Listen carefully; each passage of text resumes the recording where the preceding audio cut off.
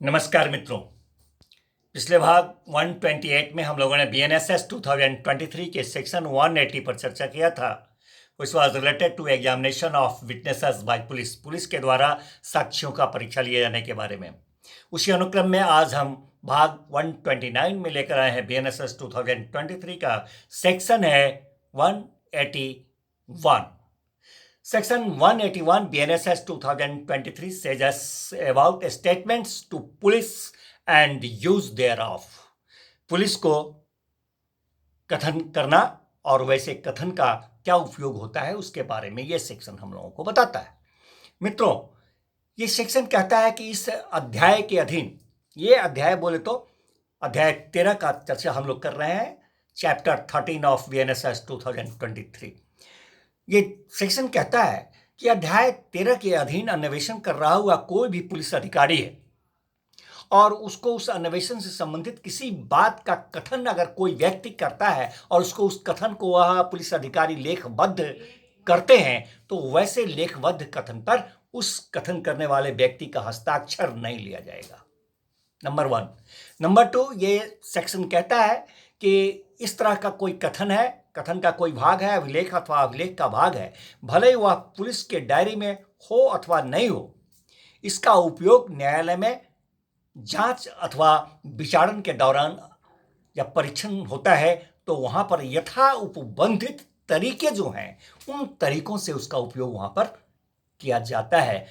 इसके अलावा ऐसे कथन का भाग, ऐसा अभिलेख का भाग का उपयोग किसी प्रयोजन से नहीं किया जाता।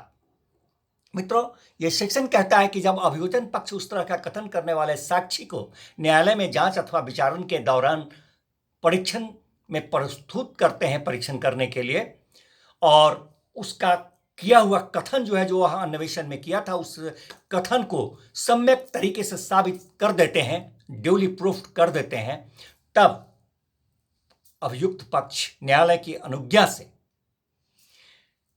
भारतीय साक्ष्य अधिनियम 2023 के धारा 148 के उल्लंघित रीति से वैसे साबित किए हुए कथन का खंडन करती है अपने प्रति परीक्षण के माध्यम से।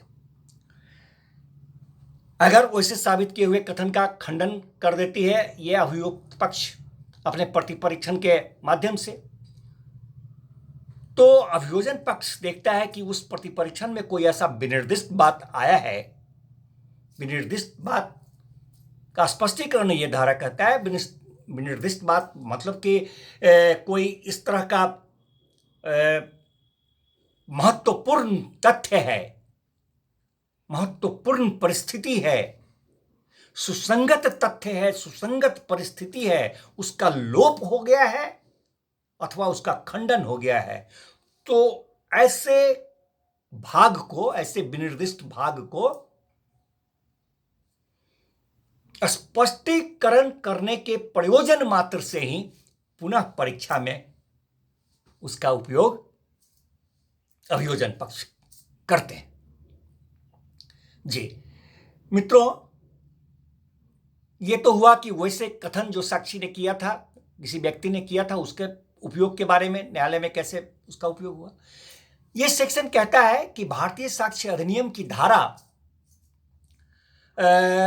23 का क्लॉज 2, उसका जो परंतुक है, उसके उपबंधों पर इस धारा का कोई भी बात प्रभाव नहीं डालता है। और साथ ही भारतीय साक्ष्य अधिनियम का ही धारा है 26A के उपबंधों के तहत आने वाले किसी भी कथन को भी इस धारा की कोई भी बात जो है सो लागू नहीं होती है। धन्यवाद मित्रों, फिर मिलते हैं नेक्स्ट भाग में नेक्स्ट सेक्शन के साथ।